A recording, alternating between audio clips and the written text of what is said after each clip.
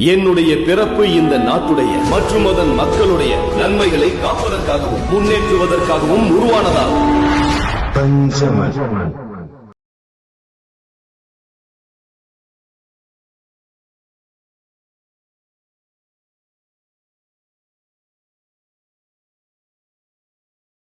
அனைவருக்கும் ஜெய்பி வணக்கம்.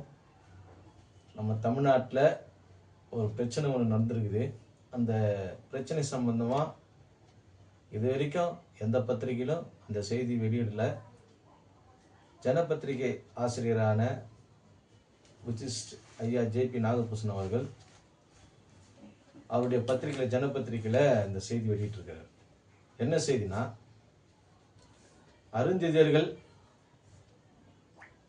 அவங்க இறந்தவருடைய உடலை மயானத்தில் புதைக்கும் விஷயமா வழக்கு மன்றத்துக்கு ஒரு வழக்கு ஒன்று பதிவு செஞ்சுருக்கிறாங்க.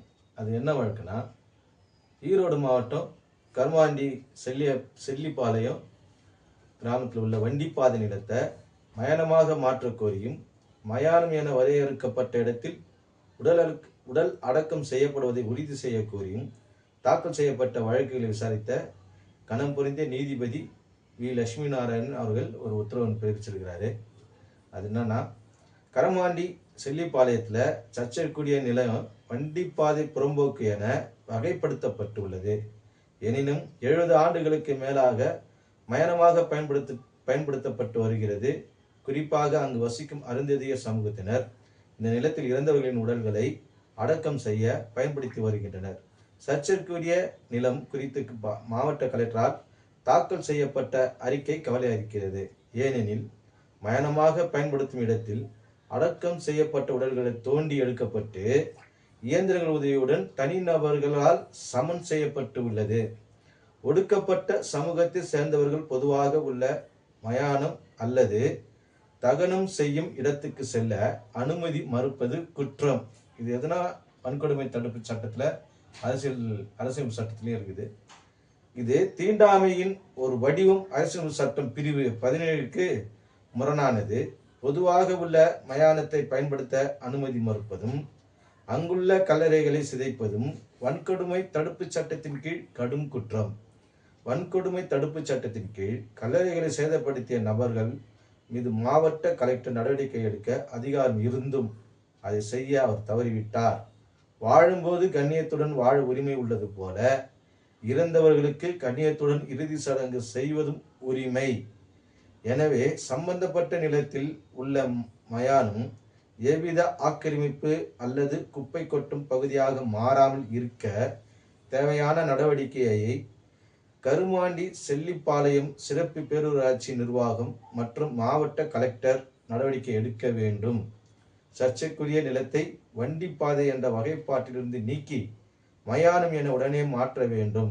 மயானத்தை சுற்றி வேலி அமைத்து பாதுகாக்க நடவடிக்கை எடுக்க வேண்டும். மயானத்தில் இருந்த கல்லறைகளை சேதப்படுத்திய நபர்கள் மீது சட்டப்படி தகுந்த நடவடிக்கை எடுக்க வேண்டும் என்று இந்த தீர்ப்பில் கணம் பொருந்திய நீதிபதி வி லட்சுமி நாராயணன் அவர்கள் உத்தரவு பிறப்பிச்சிருக்கிறார். இது என்ன எடுத்துக்காட்டுதுன்னா, சமூக நீதி ஆட்சி. இன்னைக்கு திராவிட கட்சிகள் திராவிடனால சமத்துவம் சமூகம் அப்படின்னு சொல்லிட்டு பேசுகிறாங்க. ஆனால் அப்படி இருக்கும் பட்சத்தில் இன்னைக்கு விஞ்ஞானம் வளர்ந்த காலத்துலேயும் இன்னைக்கு உலக அளவில் கையில் நம்ம உலகத்தை பார்க்குற அளவுக்கு கையில் நம்ம உலகத்தை வச்சுருக்கிற இந்த விஞ்ஞானம் வளர்ந்த காலத்துலேயும் இன்னும் இது போன்ற வன்கொடுமைகள் நடக்கின்ற விஷயம் இருக்குது. இன்னைக்கு பட்டியலின மக்கள் மீது நடத்தப்படும் இது போன்ற வன்கொடுமைகள், அதாவது அவன் உயிரா இருக்கும் போதும் தான் வன்கொடுமைகள் அனுபவிக்கிறான்னா, செத்தும் வன்கொடுமையோடு இருக்கின்ற நிலைமை இருக்குது. பார்த்தீங்களா? இதோடைய கேவலம் வேற எதுவுமே கிடையாதுங்க. நான் என்ன சொல்றேன், இன்னைக்கும் பல கிராமங்கள்ல ஊர் வேற காலனி வேற இருக்குது. டீ கடியில் 2 கொட்டாங்குச்சி வச்சுக்கலாம். கொட்டாங்குச்சி வந்து பார்த்தீங்கன்னா பட்டியலின மக்களுக்கு கொட்டாங்குச்சி, ஒடுக்கப்பட்ட மக்களுக்கு பட்டியலின மக்கள்லாம் கொட்டாங்குச்சியில் டீ. அதுவும் அந்த சேர் உட்காந்துலாம் சாப்பிடக்கூடாது. அந்த டீ கடையில் சேர் இருந்ததுன்னா அந்த சேரில் உட்காந்துலாம் சாப்பிட முடியாது. தரையில் உட்காந்து தான் சாப்பிடணும். அதே போல உயர் சாதியை கொண்டு உங்க எதிரில் வந்தாலும் அவன் போய் எதிரில் நின்று அந்த இடத்துல உட்காந்து அவன் சாப்பிடக்கூடாது, மறைவில் போய் சாப்பிடணும். இன்னைக்கும் இந்த பிரச்சனைகள் நம்ம தமிழ்நாட்டில் இருக்குதுங்க, வேற எங்க தமிழ்நாட்டிலே இருக்குது. இன்னும் பல கிராமத்துல இந்த பிரச்சனை இருக்குது. அதே போல சுடுகாடு பார்த்தீங்கன்னா உயர் சாதிகள் சுடுகாட்டில் இந்த பட்டியலின மக்களுடைய இறந்தவர்களுடைய உடலை போயிட்டு புதைக்க முடியாது. இன்னும் இந்த பிரச்சனை இன்னும் இந்த சமூக நீதி பேசுகிற திராவிட கட்சிகள் ஆட்சியில் இருந்துதான் இருக்குது. இதுக்கு தகுந்த நடவடிக்கை எடுக்க வேண்டிய பொறுப்பு அந்தந்த மாவட்ட கலெக்டர் அவங்க தான் எடுக்கணும், தகுந்த நடவடிக்கை எடுக்கணும். அதுக்கப்புறம் பார்த்தீங்கன்னா முதலுடைய கவனத்துக்கு போகணும். அந்த கவனத்துக்கு போய் இதை தடுத்து நிறுத்துக்கான வேலை திட்டங்களை கண்டிப்பாக இவங்க செய்யணும். ஆனால் இது வரைக்கும் இதெல்லாம் நடந்துருக்குதானா? நடக்கலை. ஆனால் இன்ன வரையும் இந்த மக்கள் மீது நடக்கின்ற வன்கொடுமைகள் உயிரோடு இருக்கும்போது மட்டும் இல்லாமல் இறந்த இப்படிப்பட்ட சூழ்நிலை இன்னைக்கு பார்த்தீங்கன்னா நடக்குது. இப்போ இந்த விஷயத்துல என்னன்னா, அந்த மயானத்தில் ஏற்கனவே புதைச்சிங்க உடலெல்லாம் எடுத்து அதை எப்படியாப்பட்ட ஒரு வன்கொடுமை, ஏன்னா புதைச்ச உடலை எடுக்கிறானா, அப்படி எப்படியாப்பட்ட ஒரு வஞ்சகத்தில் அவன் இருக்கிறான்னு பார்த்துங்க அந்த உயர் சாதி. இதெல்லாம் இன்னும் என்ன, அந்த நம்மள எல்லாமே மனசு தானே. இப்போ உயர் சாதியில் போயிட்டு இது மாரி ஒரு படத்தை போயிட்டு புதைச்ச படத்தை எடுத்தால் சும்மா இருக்குமா அந்த சமூகத்தில் சும்மா இருப்பானா? அது மட்டும் நாங்கள் இதுக்காக வச்ச கல்லறைகளெல்லாம் பார்த்தீங்கன்னா அடித்து ஒடிச்சு சேதம் பண்ணியிருக்கிறாங்க. இதெல்லாம் என்ன இது? இல்லை நான் என்ன கேட்குறேன்னா, இந்த நாட்டில் வாழத்துக்கு தகுதியற்ற மக்களா இவங்க? அதையாவது டிக்ளேர் பண்ணுங்க. இவங்க வாழ தகுதியற்ற மக்களே, அதனால இவங்களுக்குன்னு ஒரு தனி ஒரு சட்டங்கள், அவங்களுக்கு ஒரு தனி திட்டங்கள் அப்படின்னு சொல்லி இருக்குதா?